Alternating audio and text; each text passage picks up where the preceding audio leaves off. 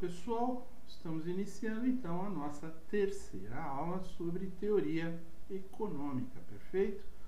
Muito bom, vamos falar um pouco sobre custos, né? Vimos então até aqui os fatores, né, envolvidos na microeconomia, falamos sobre elasticidade, demanda, arco, renda, enfim, falamos aí de deslocamento na curva e da curva, falamos também aí de estruturas de mercado, ok? Muito bom. Então vamos abordar aqui, iniciando essa aula, sobre os temas de custos, não é? Então nós temos custos variável e também o fixo, custo fixo, né? Quando nós somamos os dois, né, nós encontramos o custo total, perfeito? O fixo médio, não é? Como que eu calculo o meu custo fixo médio? O CFM, o custo fixo médio, ele será igual ao custo fixo total, que é o meu variável, mais o meu fixo, dividido pela quantidade de produção, ok? A quantidade que eu consigo produzir. Com isso, eu tenho um custo fixo médio, perfeito? E o custo variável médio, não é? Eu também terei lá o custo variável total, não é? Dividido pela quantidade de produção, a mesma coisa, ok? Eu vou achar meu custo variável médio, e o custo total médio é exatamente aí o custo total dividido pela quantidade de produção, perfeito? E o custo marginal, não é? O marginal é aquele custo que eu tenho, vamos dizer assim, de acréscimo, né? De diferença entre o custo total e a quantidade marginal, perfeito? Então, nós teremos aí o custo marginal, ele será a variação do custo total, ou seja, se eu tinha no ponto 1 um determinado custo total e no ponto 2 um outro determinado custo total, eu vou fazer, né, essa variação. Então, eu vou dividir essa variação do meu custo total pela variação da quantidade marginal, ok?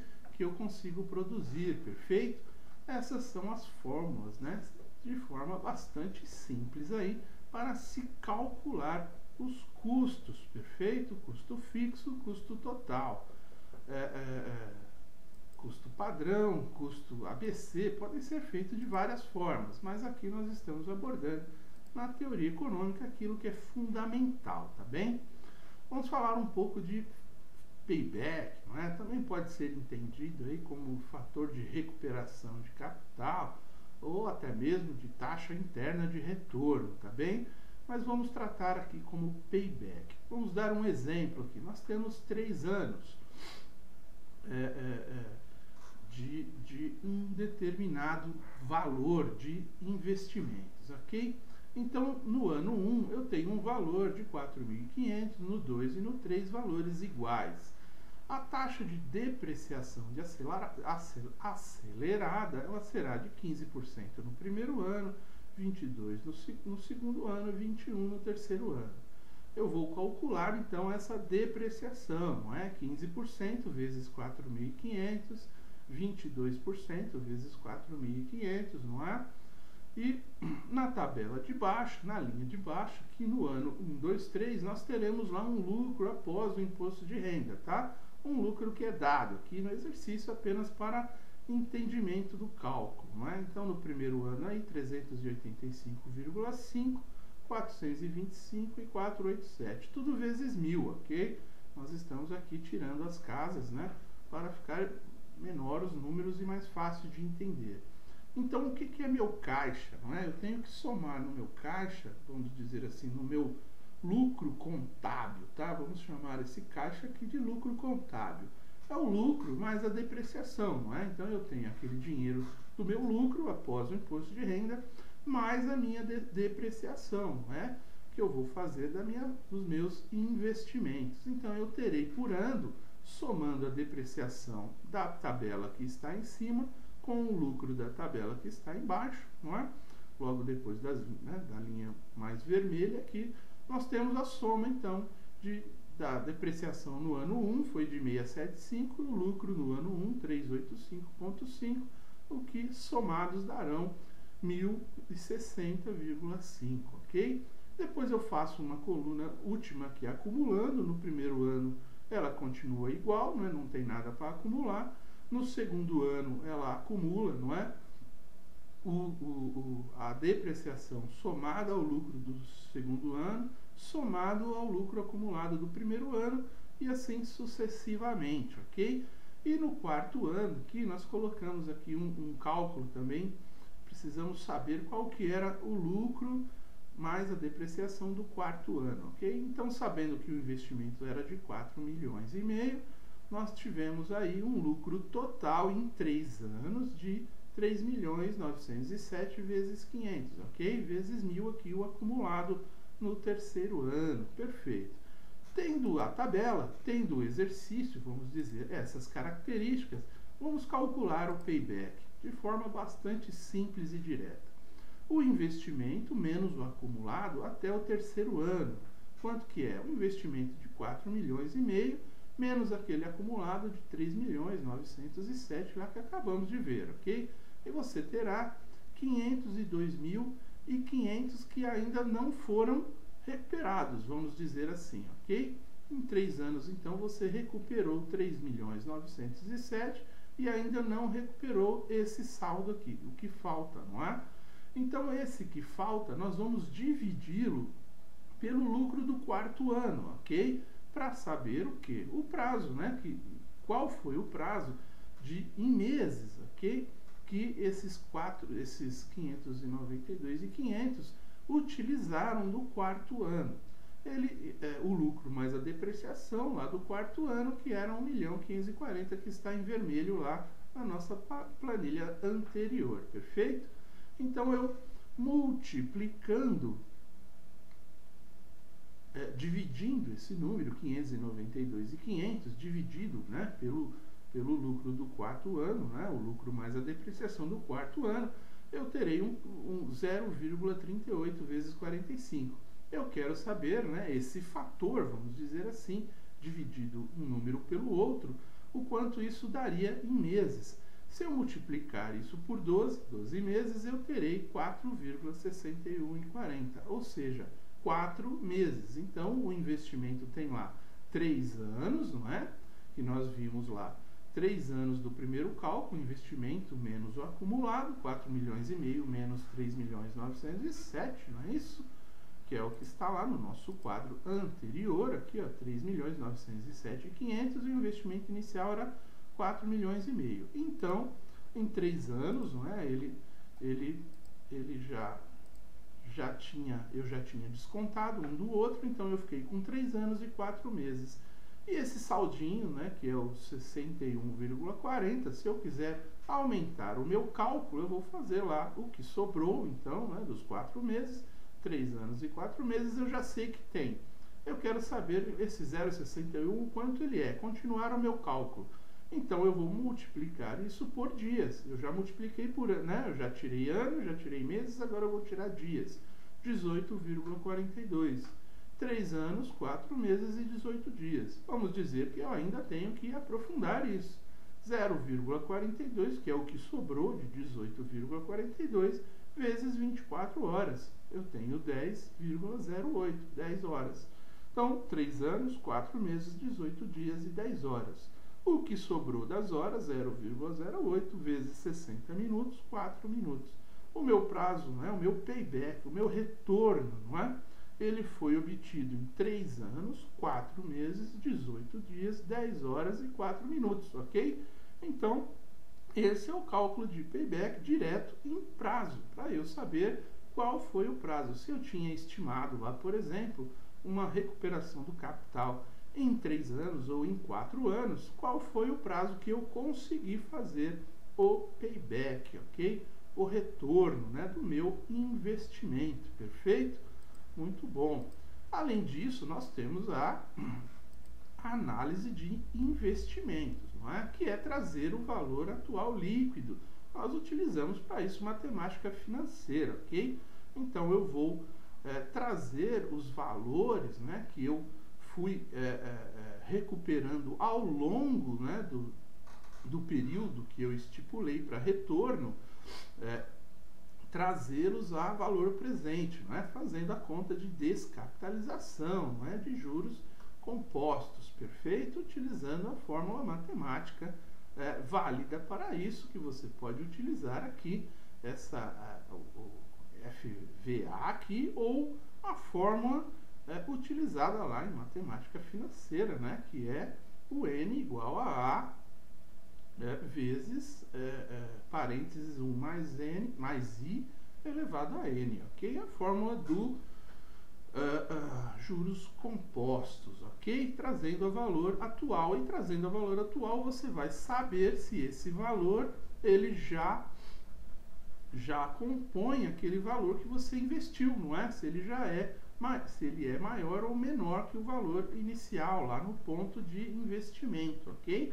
Com isso você terá aí, né, se você tiver um índice de lucratividade, né, ele for maior do que 1, o projeto, né, ele foi pago, né, vamos dizer assim. Se ele for igual a 0, por exemplo, você já recuperou, né, tudo. Se ele for maior, melhor. Ele recuperou ainda com um lucro. Se ele for menor, quer dizer que ainda não recuperou o investimento, ok? Isso serve para você, né, você trazer um período de valores recebidos, não é? Você fez um investimento num determinado tempo e ao longo do tempo você quer saber se aquele investimento já se pagou.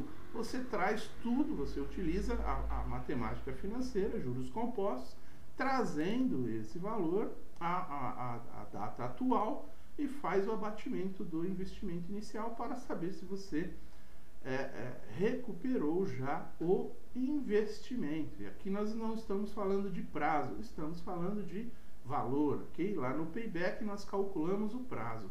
Aqui nós estamos calculando valor, né? Dinheiro. O índice de lucratividade, ele é o somatório das entradas de caixa dividido pelo investimento inicial. Então, todo somatório, não é? Quando você trouxe isso lá do ponto, né, de valor atual líquido, né, dentro do seu fluxo de recebimentos e pagamentos, você vai trazer tudo a valor atual e você vai somar essas entradas de caixa, vamos dizer assim, e dividir pelo investimento inicial. Aí você terá um índice de lucratividade. Se esse índice de lucratividade for maior do que 1, o projeto ele deve ser aceito. Se você estiver projetando ainda, não é? Se você estiver planejando os investimentos. Se você já estiver executado, você saberá se o projeto ele já se pagou ou não, perfeito? E a TIR, não é? Que é a taxa de retorno interno, né? A taxa interna de retorno, também você vai fazer a mesma coisa, né? Trazer a valor presente, conforme discutimos lá no valor atual líquido, que é a mesma coisa, não é? Se for maior do que 0, o retorno já foi realizado, ok? Então aqui nós estamos falando de um projeto que já está em andamento. Não é? Você, para isso, poderá utilizar as duas fórmulas, né? Como nós falamos lá, a fórmula de juros compostos ou a tabela Price, não é? A tabela Price ela tem algumas regras. Se as prestações elas são iguais, não é? Se o retorno, né? É difícil utilizar porque o retorno ele vem aos meses, não é? E nem sempre no mesmo valor. Mas se por acaso ele vier no mesmo valor, não é? Num prazo sempre igual, de 30 em 30 dias, se ela foi postecipada, enfim, todas as regras de matemática financeira podem ser alteradas, né? Podem ser utilizadas as duas fórmulas para trazer a valor presente, ok? Para isso, o próprio exercício ele vai dar, não é? Ou o seu planejamento, ou o seu cálculo, ele vai dar condições para que você saiba qual é a melhor fórmula para utilizar, ok? Na análise de investimentos, perfeito? Muito bom. Então aqui com isso a gente inicia o assunto sobre o mercado, a restrição orçamentária. Então nós vimos lá atrás já a fórmula da renda, não é? O preço da quantidade X vezes o preço X vezes a quantidade X, somado ao preço Y vezes a quantidade Y, é minha renda total, não é? Nós já sabemos disso. E como que eu sei preços absolutos, não é? Eu tenho que saber a diferenciação entre preços. Eu tenho que descontar a inflação. Também uma fórmula aqui de matemática financeira, não é? Ó, 1 mais I, não é? Que é a taxa, né, que eu quero saber, ela será sempre igual a 1 mais R, que é a taxa real, e 1 mais juros, né? Mais o J, que é os juros. Então, é uma fórmula para você calcular a inflação e descontar, ok? O valor da inflação dos preços quando você estiver fazendo cálculos de 2 tempos diferentes, né? Por exemplo, de 2 períodos diferentes, em 2 anos, por exemplo, o cálculo do ano 1 e o cálculo do ano 2. Para que o cálculo seja justo, você tem que trazer a valor presente e também descontar a inflação, ok? Preços relativos ou preços reais, não é? Demanda e oferta. Aquela fórmula da procura, né, que nós falamos que nós iríamos utilizar adiante, aqui está um exemplo. Por exemplo, né, quando você tem lá uma quantidade de demanda, né, numa escala, né, você tem preço e quantidade. Ó, tinha um preço de 20 para uma quantidade de 50, um preço de 18 para uma quantidade de 75, um preço de 16 para uma quantidade de 100, não é? Então, graficamente, nós vamos pegar aqui 2 pontos. Ó. O primeiro ponto, um preço de 20 por uma quantidade de 50, um preço de 16 por uma quantidade de 100. Vamos colocar isso dentro da fórmula lá. A quantidade da demanda, né, ela será igual a 50, que é a quantidade, vezes o B, vezes o P, que é o preço, ok? É uma equação. E aí eu vou formar a equação do primeiro ponto e a equação do último ponto, ou seja, da primeira linha da escala e da última linha da escala. Com isso, aí sim eu vou usar aqui fórmulas matemáticas, então, para calcular o A e o B, ok? Então eu já sei, eu vou fazer aqui a soma das equações e calcular o B. Depois que eu tenho o B, eu jogo isso, né? Eu substituo ele lá na equação e eu encontro o P, ok? Fórmulas matemáticas, ok? Aqui não tenho que errar, é só fazer a substituição dentro das equações, ok? Fácil de achar, é só fazer bastante exercício que fica muito simples, perfeito. Elasticidade geométrica, não é? É um outro cálculo da elasticidade quando você tem aí uma demanda geométrica, não é? O M é o deslocamento da curva, então você utiliza a elasticidade geométrica calculando a média entre o Q1, não é? E o M, que é a nova realidade, dividido pelo Q0 vezes o Q1, também a média desses 2 pontos, não é? Uma nova realidade por outra realidade. Então, na geométrica, sempre que você tiver um deslocamento da curva, ela será melhor adaptada para calcular a elasticidade, perfeito? A oferta geométrica é a mesma coisa, não é? Nós temos o cálculo da demanda e da oferta, aqui de forma geométrica. Então, ela também vai fazer um deslocamento, né, do preço de forma geométrica, vai sair de uma condição de mercado e ir para uma nova condição de mercado, perfeito? Além disso, nós podemos calcular a utilidade, né? A utilidade é a satisfação, a utilidade total e a utilidade marginal, né? Sempre que falamos de marginal, estamos falando daquele ganho, né? Quando eu saio de uma condição para uma outra condição, eu tenho um determinado custo, né? Lembra lá do custo marginal? Eu vou descontar o custo de um período para outro para saber o quanto o meu custo aumentou, por exemplo, e vou pegar a quantidade que eu produzia e vou calcular uma pela outra para saber o que? Se eu estou ganhando, né, um custo marginal, um preço marginal, e aqui uma utilidade marginal, ok? A utilidade marginal, ela é o delta, né, a variação da utilidade total dividido pela variação da quantidade, perfeito? qual que é o efeito renda, não é? Mais mercadorias, conforme nós vimos lá atrás quando mostramos o quadro, né? Elasticidade, preço, renda e dispêndio monetário total, ok? O efeito renda, não é? Mais mercadoria, substituição, saturação e o princípio da utilidade decrescente, ou seja, a partir do momento que você já tem aquilo que você precisa, né? Quando calculamos lá os bens substitutos, não é? Quando calculamos os bens supérfluos, todos aqueles cálculos de utilidade, de elasticidade, eles nos levarão a entender melhor o efeito renda, não é? E a utilidade decrescente. Então aqui o cálculo da utilidade, ela será a utilidade total, né, elevada ao quadrado, dividido pelo preço de x, né? A utilidade de x ao quadrado dividido pelo preço de x. E a utilidade de y, né? A igualdade das funções aqui, a utilidade de y dividido ao quadrado dividido pelo preço de y, ok? Igualando as funções, né? Nós sabemos que os gastos, né, do x mais os gastos do y, ele é igual à minha renda, não é? Essa fórmula, transformando aqui o g de x mais o g de y, ela é igual àquela fórmula da renda que nós falamos lá. O P de x vezes o Q de x mais o P de y vezes o Q de y, ok?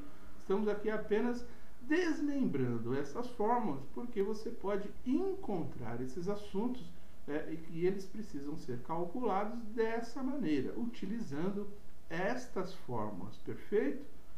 Sendo bastante prático aqui, tá? As nossas aulas, elas buscam a praticidade, o entendimento, a praticidade, para que possamos conhecer todas as ferramentas, as teorias, tá, ok? Dentro de teoria econômica. E depois nós iremos aplicar isso conforme a necessidade de cada um, ok?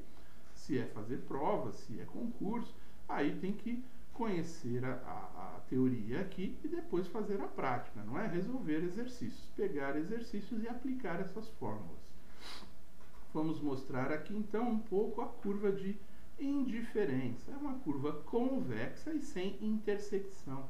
É o ótimo de Pareto, não é? Aquele mercado da mão invisível, o mercado da livre concorrência, ok?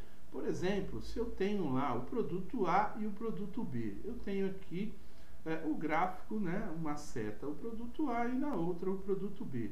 Por exemplo, se eu vendo nesse mercado 9 do produto A, eu tenho do produto B o 2, por exemplo. E quando eu altero isso, quando eu vou para 3 no produto B, eu diminuo do produto A. Enfim, é uma curva onde nós falamos da livre concorrência, onde um produto varia em função do outro, né, de forma normal, ok? De forma contínua. Então, essa curva da indiferença quer dizer o quê?